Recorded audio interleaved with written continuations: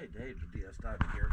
Cecil, I have now done the port side. I'm just going to get you a quick view of that because you've already seen the clean starboard side in the comparison video.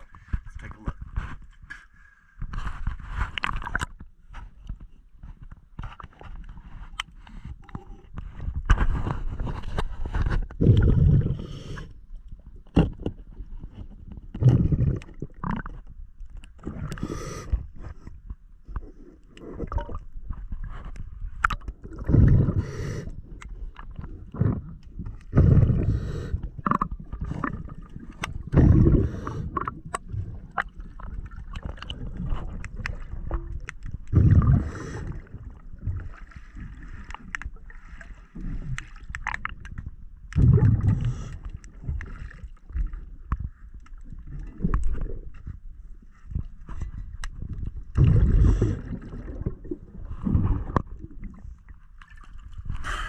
Okay, one of the things I did want to point out is underneath these trim tabs are tucked into the boat.